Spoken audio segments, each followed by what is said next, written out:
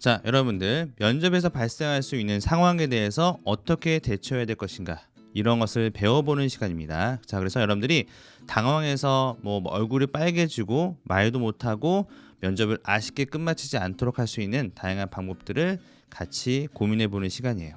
그래서 여러분들 앞서 영상에서도 댓글 좀 남겨주세요 이렇게 얘기했는데 뭐 지금 제가 뭐 유튜브 한지 얼마 안 돼서 구독자 수도 별로 없을 이때 여러분들 최적기라고 생각합니다. 이때 여러분들께서 댓글 남겨주시면 저도 여러분들의 어떤 답글을 달아드리면서 면접에 대한 궁금증 등을 해결해 드릴 수 있도록 노력을 하겠습니다.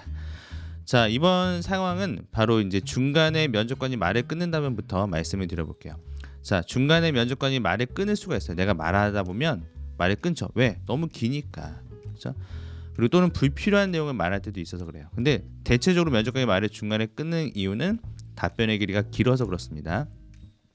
또는 내가 말하고자 지금 면접관의 질문의 의도에 내가 그 부합하지 않는 답변을 하게 될 때에도 그거 말고 저희가 이제 질문했던 것은 이런 내용이기도 합니다라고 하면서 이제 질문을 좀 정정해주고 확인시켜주는 그런 경우들도 있기도 하죠. 근데 일단 여러분들이 이제 면접에 가게 되면 여러분들이 생각보다 말을 많이 안 하실 거라고 생각하지만 우리가 조금 몇 마디 하다 보면 40초 금방 흘러가요. 앞서 이전에 다른 영상에서 제가 20초에서 40초 사이가 가장 적절한 어떤 그 답변의 길이다라고 말씀을 드렸습니다. 그래서 여러분들이 그 사이에서 답변을 만들어서 하시는 게 좋은데 너무 중간에 면접관이 말을 길다고 해서 끊게 되면 그 다음부터는 좀 그걸 의식하고 있어야 돼요. 그걸 의식하고 조금은 좀 적절하게 내가 말을 하고 면접관이 또 질문을 이끌어낼 수 있도록 하는 그런 방식으로 내가 좀 센스 있게 대처를 해야 됩니다. 자, 모르는 질문이 나왔을 때요. 모르는 질문이 나왔을 때, 자, 이런 부분들은 네, 그 부분에 대해서는 잘 모르겠습니다라고 쿨하게 인정하는 것이 좋을 것인가, 아니면 어떻게든 좀 내가 답변하려고 하는 의지를 보여주는 것이 맞는가, 이런 부분들에 대해서 고민이 될 수 있습니다. 자, 우리가 일단 이것부터 알아야 돼요. 모른다라고 할 수 있는 질문들은 어떤 직무에 대한 지식이나 어떤 전공에 대한 지식, 뭐 또는 어떤 최근에 이슈가 되고 있는 어떤 뭐 용어나 이런 것들, 그렇죠? 이런 것들 내가 모를 수 있어요. 어떤 개념이나 지식에 대한 부분들은 우리가 모를 수 있는 겁니다, 그렇죠? 근데 인성 질문이나 이런 것들은 우리가 모를 수는 없어요.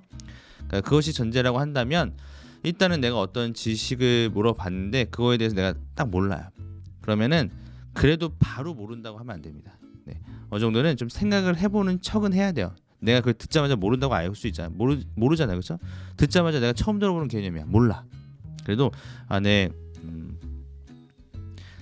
근데 면접관이 그 부분에 대해서 제가 숙지가 안 된 부분인 것 같습니다. 면접 이후에 질문하신 부분들을 확인해서 꼭 숙지할 수 있도록 노력하겠습니다. 이렇게 얘기하면 됩니다, 여러분. 알겠죠? 그래서 모르는 게 흠이 아닙니다. 오히려 마이너스 되는 건 뭐냐면 모른다고 말해서 흠이 되는 것이 아니라 모르는 것을 정확하지 않게 말하는 답변을 하게 되면 이게 더 흠이 돼요. 알겠죠? 왜냐면 회사 생활 하다 보면 모르는 게 더 많잖아. 우린 신입이니까. 그렇죠? 이거 영상 보는 분들이 신입이신 분들이 많으시니까. 자, 그러다 보면 모를 수 있습니다. 모를 수 있는 거에 대해서 뭐라고 하지 않아요. 근데 모르는 걸 가지고 자꾸 아는 척 얘기하는 것을 더 싫어한다는 거죠. 그래서 그런 것들만 주의하시면 되고, 면접관들이 이렇게 물어봐요. 예를 들어서 자, 그렇다면은 뭐 그걸 잘 모른다고 하면 혹시 이건 알고 있냐? 다른 질문을 또 물어볼 수 있습니다. 근데 내가 또 그것도 몰라요. 그럴 수 있죠? 그럼 어떻게 되죠? 네. 그 부분도 제가 잘 숙지하지는 못한 부분인 것 같습니다. 숙지해서 답변 드릴 수도 하겠습니다. 또 이렇게 얘기해야 되겠죠. 근데 뭐 그럴 수 있습니다. 그럼 또 이건 알고 있나라고 또 물어봤는데 그것도 모른다. 그럼 그것도 제가 잘 모르겠는데 이러면 떨어져요. 사면서 모른다는 떨어집니다. 무슨 청문회도 아니니까요, 그렇죠? 면접도 어쨌든 말을 해야 되니까. 그래서 이게 약간 어떤 케이스가 있냐면 여러분 예를 들어서 면접 보실 때 이런 게 있어요.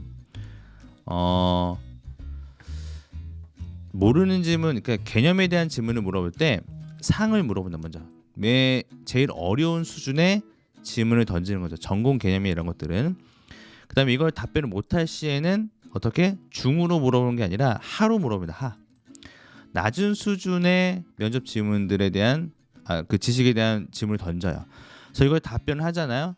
그럼 다시 뭐 한 중이나 상 정도 수준에서의 질문을 다시 또 던져봅니다. 그래서 이런 식으로 여러분들에게 바로 이제 한 3번 정도 질문을 던져보다 보면 3번 정도 모른다 그러면 이거는 모르는 거예요, 이 사람이. 네. 자, 그래서 내가 상을 물어봤는데 말 못했다. 그러면 낮은 수준의 질문을 던졌는데 이것도 말 못했다. 그다음에 또 다음에는 그럼 낮은 또 물어보는데 이것도 답변 못한다. 이러면 떨어지는 거죠. 이 기본적인 직무 적합성이나 기본적인 직무에 대한 이해도가 적다고 보는 것이기 때문에 자, 3연속 모른다는 떨어질 수밖에 없다. 그런데 약간 알아요. 정확하진 않지만 내가 조금 개념 정도는 말할 수 있어. 그러면은 어떻게든 답변하려고 노력해 보는 게 더 중요합니다, 여러분. 그 점도 잊지 마시길 바라겠습니다. 자, 면접관이 자꾸 꼬리 질문을 하게 되면 방어적으로 답변하지 마시고 수용적인 답변이 되게 중요해요. 특히 여러분들 PT 면접을 보거나 아니면은 어떤 면접을 보게 되면 면접관들이 내가 말한 내용에 대해서 자꾸 꼬리를 물면서 그거는 이게 아니지 않느냐라고 하면서 이제 하는 경우들이 있습니다. 그럴 때 여러분 특히 PT 면접할 때 그 꼬리 질문이 나오게 되면 거기에 대해서 내가 수용하고 네 면접관님께서 말씀하신 내용을 좀 들어보니 저 또한 좀 그 부분에서 간과한 부분이 있었던 것 같습니다. 그래서 제가 생각할 때는 면접관님 말씀해 주신 부분을 포함해서 이런 방향도 좋을 것 같다고 생각합니다.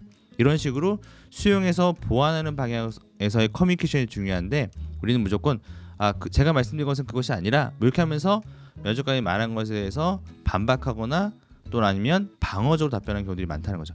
그렇게 되면 안 된다는 겁니다. 이것이 PT 면접에서의 꼬리 질문뿐만 아니라 뭐 예를 들어서 여러분들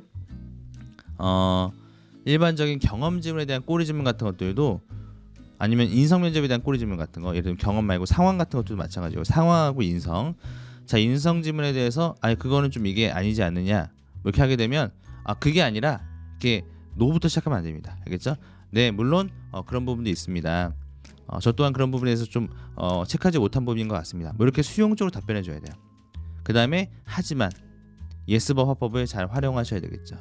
요즘에는 예스법 말고도 예스 앤드라고 해서 좀 이런 부분에 대해서 부족함이 있었다고 생각합니다.